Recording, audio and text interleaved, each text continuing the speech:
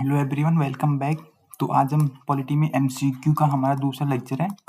तो आज जो एमसीक्यू में जो हम चैप्टर कवर कर रहे हैं उनका नाम है source of the Indian constitution. Bharat संविधान के जो स्रोत है और अनुसूचियां, ठीक है, उन पे जितने भी एमसीक्यूज पूछते हैं या क्वेश्चन एग्जाम में पूछे तो हम कवर करेंगे, ठीक है।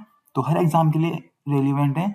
इवन इसमें यूपीएससी लेवल, यूपीएससी मतलब एनडीए, सीडीएस और CAPF assistant commandant, SSC, railway, SSC के सभी exam, CGL, GD, CHSL, MTS और जितने भी स्टेट एग्जाम होते हैं सबके लिए, ठीक है। तो स्टार्ट करते हैं कि जो भारत के मौलिक अधिकार है वो हमने किस देश से लिए थे, ठीक है। From which country did India borrow the concept of fundamental right, मौलिक अधिकार, ठीक है। तो बात करें जो मौलिक अधिकार है तो ऑप्शन है यूनाइटेड किंगडम यानी ब्रिटेन से, या अमेरिका से, या आयरलैंड से, या फिर कनाडा से, ठीक है। तो पहले अगर आपको आंसर पता है तो आप कमेंट में बता सकती हो शायद सबका आंसर, वीडियो को पॉज करके, नहीं तो ठीक है मैं कर ही रहा हूँ। तो जो फंडामेंटल राइट है, मौलिक अधिकार, वो बेसिकली हमने अमेरिका से लिए थे, यूएसए से, ठीक है। तो जाते हैं क्वेश्चन नंबर 2 पे।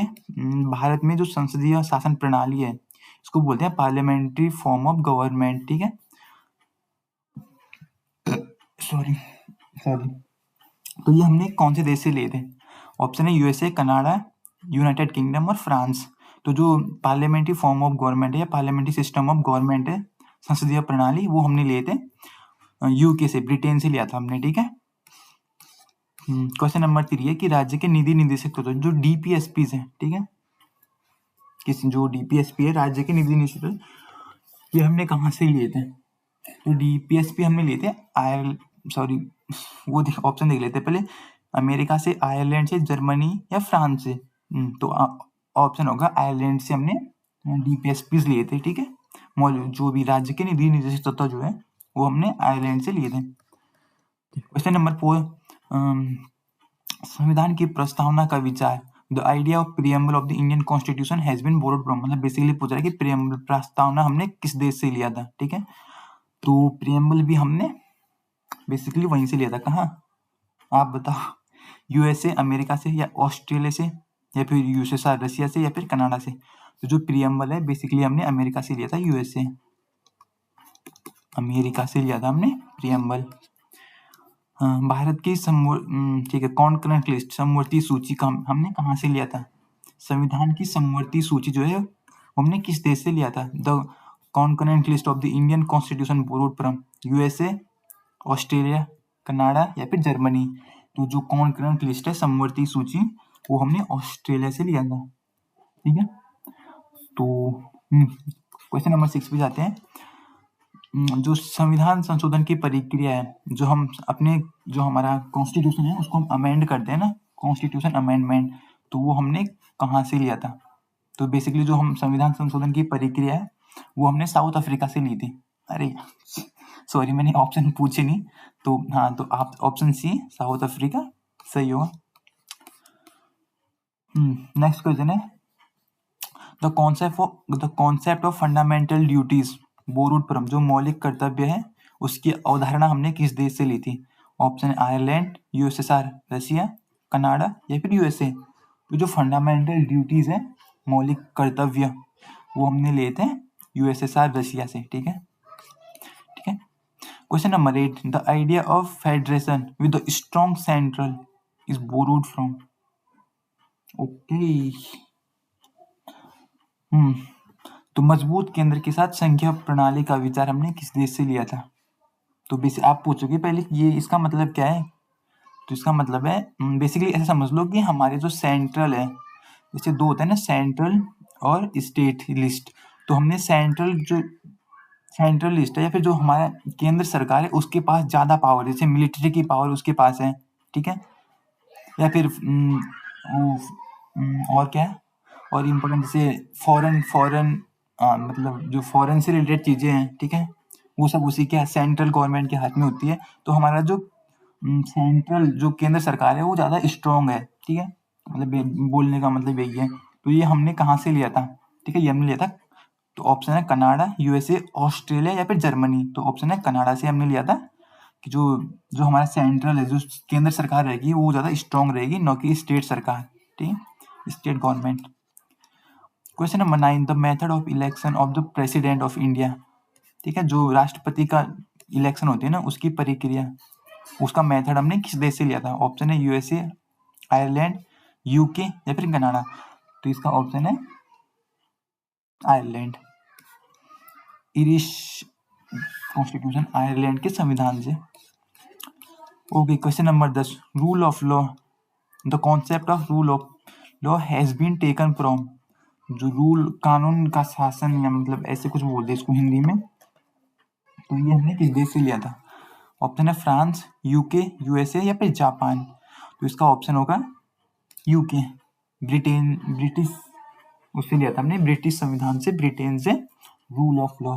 Okay, the concept of single citizenship India has been taken from. जो एकल नागरिकता का विचार है वो हमने किस देश से लिया था? तो ऑप्शन है यूएसए, कनाडा, यूके या फिर ऑस्ट्रेलिया। तो ये लिया था बेसिकली हमने यूके से। वैसे यूके में ना सिंगल सिटीजन नहीं होती, अगर आपको पता है मैं बता देता हूँ। यहाँ पे होती है ड्यूअल सिटीजनशिप। देखो अब ये क्या होता है, जो जैसे यहाँ पे ना दो नागरिकता होती है, एक तो आप पूरे देश के नागरिक होते हो, जो हम हमारे ना, जैसे इंडिया में क्या होता है, आप इंडिया के सिटीजन हो, ठीक है, इंडिया के हो। तो अगर आप किसी स्टेट के हो, जैसे उत्तराखंड के हो, यूपी के हो, तो आपको अलग से कोई वो नहीं मिलेगा, मतलब आप सिर्फ देश के नागरिक हो, किसी स्टेट के नहीं। मतलब आप ये नहीं बोल सकते हो कि मेरा देश का भी वो बनाओ, क्या बोलते हैं उसको, पासपोर्ट, और मेरे उत्तराखंड का हूँ मैं या फिर यूपी का हूँ, वहाँ का भी मेरा पासपोर्ट बना दो। आपका पासपोर्ट एक ही बनता है ना कि आप इंडिया के हो।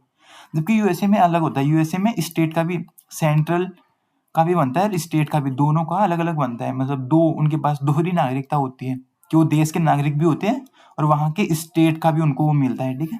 तो इंडिया के पास एक है कि हम देश के नागरिक हो, इंडिया के नागरिक हो, इंडियन सिटीजनशिप हुआ, न कि किसी स्टेट के भी। ओके, क्वेश्चन नंबर 12, जो जर्मनी में वाइमर संविधान है उसकी कौन सी विशेषता है? Which feature of the Indian constitution has been borrowed from Germany. मतलब जो जर्मनी से हमने कौन सी अवधारणा ली है, बेसिकली कौन सी ली है, ठीक है। सॉरी,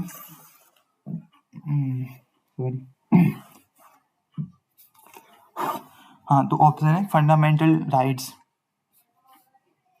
नहीं, फंडामेंटल राइट्स सही नहीं होगा, फंडामेंटल राइट्स हमने लिए थे यूएसए अमेरिका से।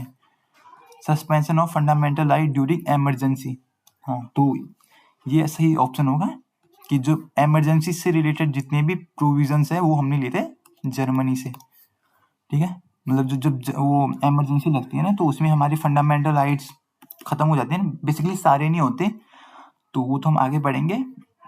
हाँ, तो ये हमने लिया था वहाँ से, जर्मनी से। और आगे प्रियम्बल हमने लिया था यूएसए से। और जुडिशियल रिव्यू ये भी हमने लिया था अमेरिका से, यूएसए से। तो ऑप्शन बी होगा सही, ठीक है, कि जर्मनी से हमने कौन क्या लिया था, तो इमरजेंसी प्रोविजंस हमने लिए थे जर्मनी से। विच feature of the Indian constitution is borrowed from constitution of France. तो हमने फ्रांस से क्या लिया था? लिबर्टी, इक्वलिटी और फर्टर्निटी, स्वतंत्रता, समानता और बंधुत्व, या फिर फंडामेंटल राइट। अभी हमने देखा फंडामेंटल राइट हमने यूएसए अमेरिका से लिया था। जुडिशियल रिव्यू भी हमने यूएसए से लिया था। फेडरल सिस्टम ये हमने कनाडा से लिया था, ठीक है। तो बचा ऑप्शन फर्स्ट, तो हाँ, तो ये स्वतंत्रता, समानता और बंधुत्व ये हमने लिया था फ्रांस से। ये बेसिकली हमारे उसमें भी है ना, प्रियम्बल में अगर हम देखेंगे तो उसमें, ठीक है, तो ये हमने लिया था फ्रांस से। The concept of judicial review, न्यायिक पुनरावलोकन का विचार हमने किस देश से लिया था? तो ये हमने अभी देख लिया कि जो जुडिशियल रिव्यू है वो हमने यूएसए से अमेरिका से लिया था। नेक्स्ट क्वेश्चन है question number 15, the emergency provisions of the Indian constitution are borrowed from. जो इमरजेंसी प्रोविजंस है, अभी हमने देखा कि जो इमरजेंसी से रिलेटेड जितनी भी चीजें वो हमने जर्मनी से लिए थे, जो वहाँ का वाइमर कॉन्स्टिट्यूशन है वहां से, ठीक है। Question number 16, how many schedules are there in the Indian constitution. देखो अब तक हम क्या पढ़ रहे थे, सोर्सेज, स्रोत के हमने कहाँ से लिए थे, सोर्सेज पढ़ रहे थे हम इंडियन कॉन्स्टिट्यूशन के। नेक्स्ट टॉपिक हमारा स्टार्ट हो गया कि शेड्यूल, अनुसूचियां। अनुसूचियां, आयोग मैंने सही लिखा हो पता नहीं, तो अनुसूचियां, ठीक है। तो अब हम इस पे आ गए। तो अभी ये बोल रहा है कि जो भारत का संविधान है उसमें कितनी अनुसूचियां हैं एट प्रेजेंट, वर्तमान में। तो वर्तमान 10, 12, 8 या फिर 11। तो सही ऑप्शन है एट प्रेजेंट, अभी तो 12 है हमारे पास, ठीक है, 12 अनुसूचियां। तो अगर पूछे कि जो ओरिजिनली कितने थे, ORIGINAL, ओरिजिनली पहले कितने थे शुरुआत में, तो आप 8, ठीक है, शुरुआत में 8 थे, बाकी हमने 4 हमने बाद में ऐड किए अनुसूचियां, ठीक है। तो ऑप्शन बी सही होगा, अभी तो 12 है। ओके, क्वेश्चन नंबर 17, राज्यों और केंद्र शासित प्रदेशों की सूची किस अनुसूची में दी गई है? Which schedule of the Indian constitution contain the list of state and union territory? Option first, second, third या फिर फोर्थ। तो इसका ऑप्शन होगा फर्स्ट। फर्स्ट शेड्यूल जो है वो हमारा क्या बोलता है कि नेम, इसका कलर चेंज करते हैं, 1 मिनट, ग्रीन सही होगा, ठीक है। तो हाँ, हमारी पहली अनुसूची क्या बोलती है? Name of the states, states and union territories, ठीक है। तो हमारी पहली अनुसूची बोलते हैं, मैं हिंदी में बोल देता हूँ, किस बारे में बताती है कि राज्यों और केंद्र शासित प्रदेशों के नाम से रिलेटेड और उनकी सीमाएं, नाम और सीमाएं, उनका एरिया, सीमाएं, सॉरी मैंने सीमाएं गलत ले लिया,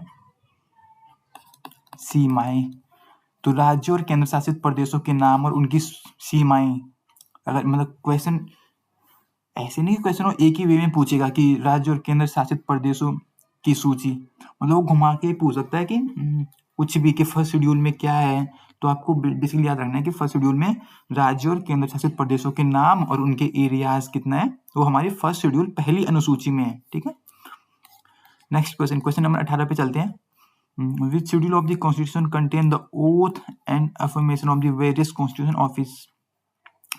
देखो, बेसिकली संवैधानिक पदाधिकारी जो हमारे होते हैं उनकी शपथ और प्रतिज्ञा कौन सी अनुसूची में है, ठीक है।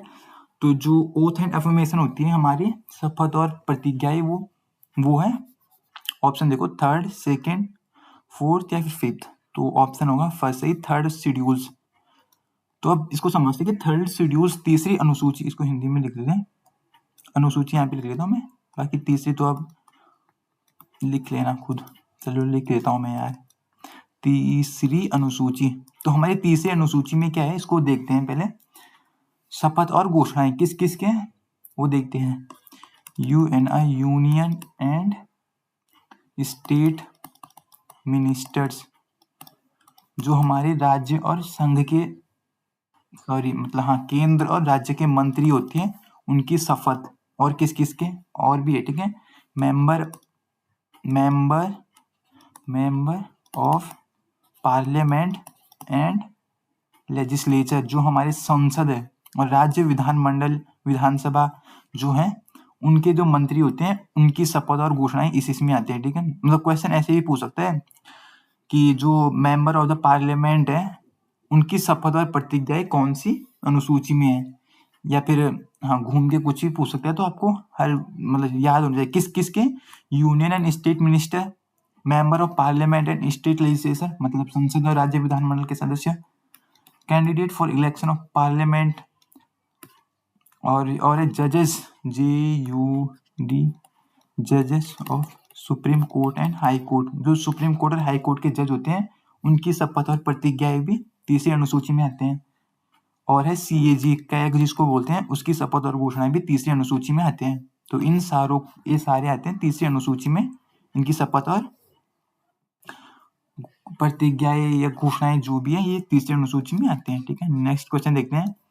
The provisions regarding the salaries, किसकी, salaries and allowances of the constitution authorities are mention, जो संवैधानिक पद होते हैं उनके वेतन और भत्तन से संबंधित प्रावधान किस अनुसूची में होते हैं? तो सेकंड, फिफ्थ, सेवंथ या फिर 9th। तो ऑप्शन होगा ऑप्शन ए, सेकंड शेड्यूल। अब समझते हैं दूसरी अनुसूची में किस किस की देखो जो दूसरी अनुसूची है वो रिलेटेड है किससे, सैलरीज अलाउंसेस, ALLOWANCE अलाउंसेस और प्रिविलेजेस जो मिलते हैं किस किस के, ठीक है वो देखते हैं। सबसे पहले तो प्रेसिडेंट जो है PRESI, प्रेसिडेंट राष्ट्रपति और गवर्नर राज्यपाल इनकी, और किस किस की, स्पीकर एंड डिप्टी स्पीकर, अध्यक्ष और उपाध्यक्ष किसके, लोकसभा और जो विधानसभा और राज्यसभा, सॉरी विधानसभा और लोकसभा में जो स्पीकर और डिप्टी स्पीकर होते हैं उनकी सैलरी के बारे में दूसरे शेड्यूल में, और किस किस के, और है चेयरमैन एंड डिप्टी चेयरमैन किसके, राज्यसभा और उसके विधान परिषद, जिस राज्य में विधान परिषद है, ठीक है। विधानसभा अलग होते हैं, विधानसभा तो हर स्टेट में होती है लगभग, ठीक है, लेकिन विधान परिषद हर जगह हर स्टेट में नहीं होती, वो हम आगे पढ़ेंगे, ठीक है। तो जो चेयरमैन होते हैं किसके, राज्यसभा और विधान परिषद के, और किस किस के, जजेस, सुप्रीम कोर्ट और हाई कोर्ट के जो जज होते हैं, हाई कोर्ट और सुप्रीम कोर्ट के जजेस की सैलरी और वेतन भत्ते जो भी उनको मिलते हैं वो हमारी दूसरी अनुसूची में है। और है कैग, तो इनकी सैलरी अलाउंसेस प्रिविलेजेस जितनी भी चीजें हैं वो हमारी दूसरी अनुसूची में है, ठीक है। ये याद रखना किस किस की, देखो याद करने के लिए इजी है, तो प्रेसिडेंट और गवर्नर, ठीक है, ये दोनों वो होते हैं, देखो मतलब वो जैसे प्रेसिडेंट तो देश का वो होता है सबसे बड़ा, और गवर्नर स्टेट का समझ लो तुम, ठीक है। उसके बाद स्पीकर और डिप्टी स्पीकर याद रखना है आपको, अध्यक्ष और उपाध्यक्ष लोकसभा और विधानसभा की। उसके बाद चेयरमैन एंड डिप्टी चेयरमैन किस किस के, सॉरी ये लोकसभा है, ऊपर वाला मैं बार बार गलत बोल रहा हूँ, सॉरी। तो chairman and deputy chairman of Rajya Sabha and Vidhan Sabha, उसके बाद जजेस of supreme court and high court, उसके बाद कैग, इन सब के वेतन और भत्ते हमारी दूसरी अनुसूची से रिलेटेड है। आई होप आप समझ गए होंगे। नेक्स्ट क्वेश्चन पे चलते हैं। Which schedules deals with the allocation of seat in Rajya Sabha to the state and union territories? जो राज्यसभा की जो सीटें अलग अलग स्टेट और यूनियन टेरिटरी में बंटती है वो कौन सी अनुसूची में है भाई, ठीक है, कि राज्यसभा में राज्य और केंद्र शासित प्रदेशों की सीटों का आवंटन किस अनुसूची में है, तो अनुसूची चौथी अनुसूची में, इसका ऑप्शन सही होगा फोर्थ शेड्यूल चौथी अनुसूची में, ठीक है। ओके, उसके बाद क्वेश्चन नंबर 21, अनुसूचित क्षेत्रों और जनजातियों के प्रशासन एवं नियंत्रण से संबंधित अनुसूची। Which schedule deal with the administration and control of scheduled areas and tribe, ठीक है। तो administration and control of scheduled areas and scheduled tribes जो अनुसूचित जनजाति और अनुसूचित क्षेत्रों अनुसूचित जनजातियों के प्रशासन और नियंत्रण के बारे में हमारी करती है फिफ्थ शेड्यूल, जो 5वीं अनुसूची है वो इसके बारे में है। तो इसको और समझ लेते हैं कि इसमें कौन कौन से स्टेट में ये है। तो यहाँ पे मैं लिख लेता हूँ, सबसे पहले है हिमाचल प्रदेश में, दूसरा है गुजरात, तीसरा है राजस्थान, ओके, उसके बाद है महाराष्ट्र, उसके बाद है छत्तीसगढ़ कैसे CH पता नहीं, तो मैं बोल रहा हूँ आप लिख लेना। उसके बाद झारखंड, ठीक है। नेक्स्ट है आंध्र प्रदेश, उसके तेलंगाना, उसके बाद उड़ीसा है और उसके मध्य प्रदेश, कितने 1 2 3 4 5 6 7 8 10, हाँ तो ये 10 स्टेट है, ठीक है। इनके इनका जो है वो ये 5वीं अनुसूची में इनका क्या है, इनका administration and control of scheduled areas and scheduled tribes, ठीक है। उसके बाद क्वेश्चन नंबर 22वां क्वेश्चन है, छठी अनुसूची संबंधित है। जो हमारा 6 शेड्यूल है वो किससे डील करता है? यूनियन टेरिटरी से? बिल्कुल नहीं करता। Scheduled areas and tribes in Assam, Meghalaya, Tripura और मिजोरम। असम, मेघालय, त्रिपुरा और मिजोरम में जनजातीय क्षेत्र, तो ये सही है, ऑप्शन बी सही है। पंचायती राज और ये भी नहीं है, ठीक है, तो ऑप्शन बी। तो अब समझते हैं तीसरी अनुसूची, सॉरी छठी अनुसूची। एक बार फिर से समझा लेता हूँ मैं। जो हमारी छठी अनुसूची है वो डील करती है जनजातीय क्षेत्रों से, जनजातीय क्षेत्र से संबंधित, ठीक है। कौन कौन से स्टेट में? असम, यहाँ पे असम, मेघालय, त्रिपुरा और मिजोरम।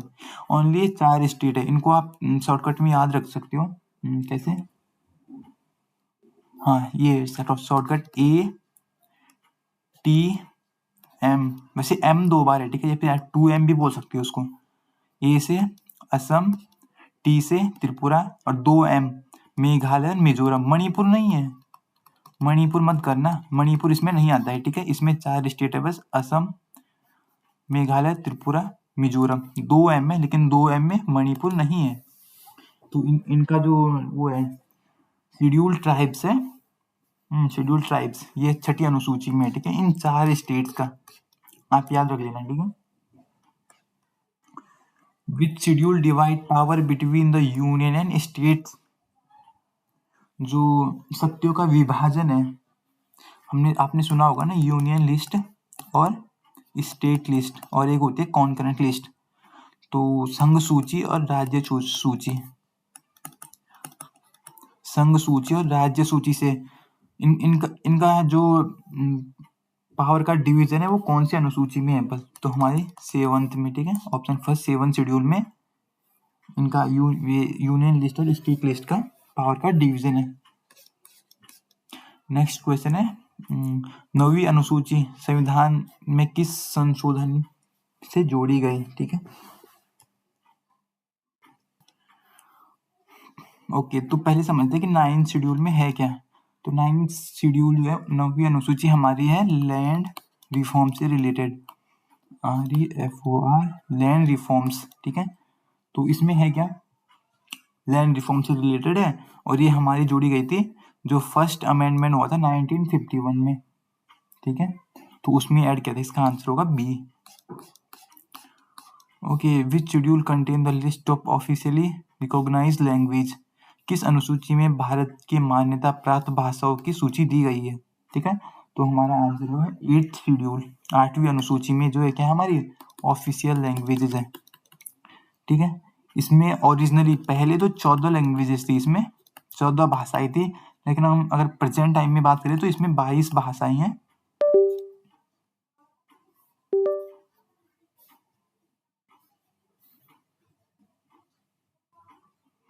तो अभी इसमें 22 भाषाएं हैं, ओके।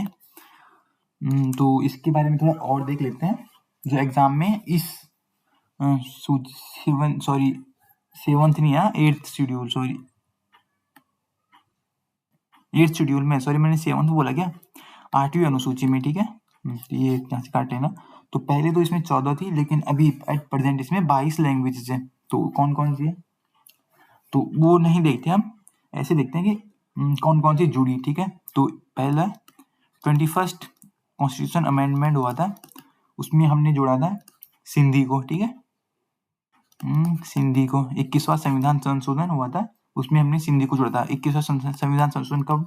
1967 में, 1967 नहीं, हाँ 67 बोल देंगे, ठीक है। उसके बाद इसमें एक और अमेंडमेंट हुआ, 71वां संविधान संशोधन, 71st। तो इसमें हमने जोड़ा था MNK, ये क्या है, M से मणिपुरी, MN से नेपाली, और के से सॉरी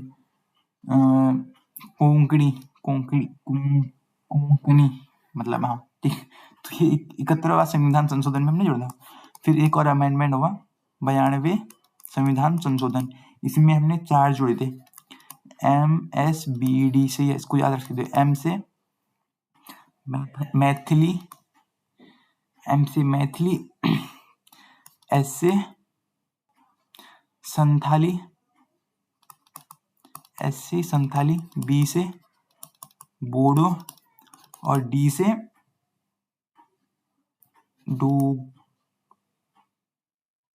डोंगरी।